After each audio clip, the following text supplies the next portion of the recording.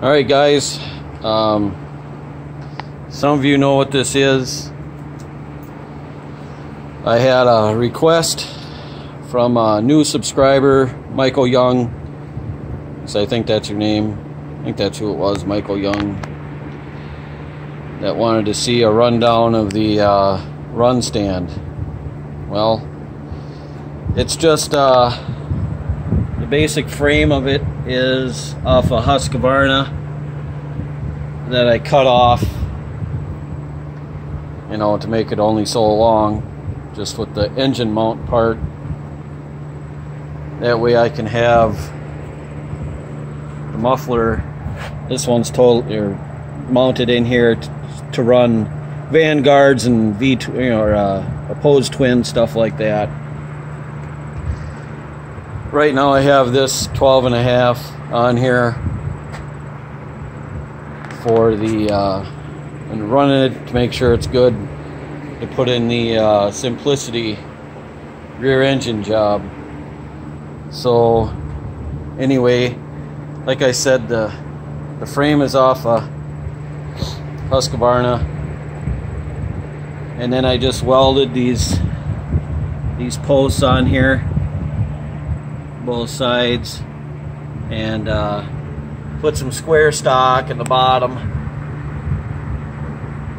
And I had these wheels, and that long axle came off a old lawnmower, push mower. So that's where they came from. And then the back is just some table legs I got from work. And I put some welded a rebar across, and then these the handle part, these, I don't know if you can see it, these things were already here. I think they're for the deck, but the pins were part of it, and I just put the keeper in there. And this handle comes up like this, so I can lift it and move it. And the reason I don't have wheels on the back is so it's stable when it's running. And this dashboard, yeah, this is just tape covering the steering hole. This is off the old Dynamark that I scrapped a long time ago. The battery box is screwed on top of the leg. This came off a Craftsman, this battery box. And so the gas tank is part of the dashboard, so, or one in one. And actually I don't really like the fact that it's kind of needed to be higher, because I'll pan back, it might be hard to tell, but the bottom of the gas tank isn't much higher than the bowl. Now if you have one with a fuel pump, it's not a big deal, but on these ones that don't, it kind of is a big deal. So, and no, I didn't do that. That was done by a previous owner.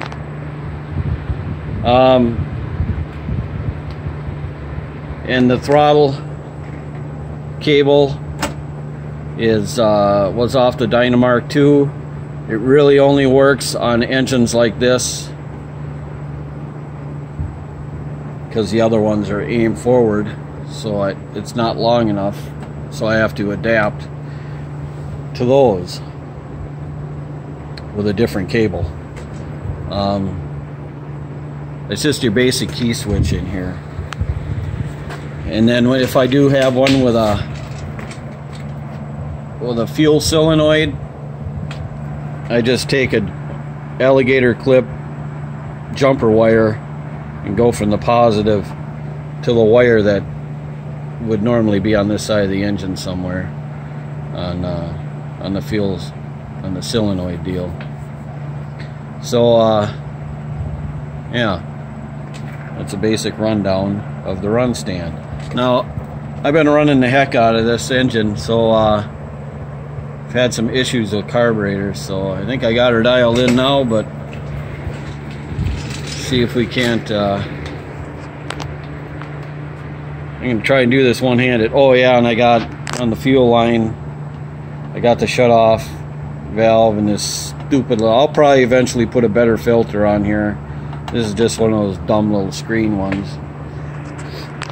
So, and the hose is plenty long enough to where if I have a V-twin, I can route the gas line to the other side, come around and connect. Anyway, let's see if she'll start. Contact. There isn't a lot of gas in it, so I'm not sure if it's going to run or not now.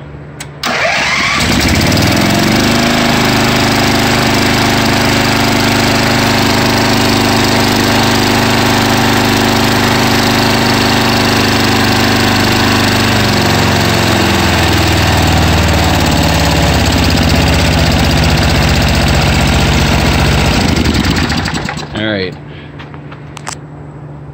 so I think it sounds pretty good. So I think she's about ready to mount in the old Simplicity. But anyway, Michael Young, that's the rundown. And you can, if you're going to build one, you can do it any way you want. This is just how I did mine. I mean, you could push more engines on here if you wanted to tinker around with them or whatever. It doesn't, any kind of engine pretty much go on here. So anyway, guys, thanks. See you on the next one. Bye.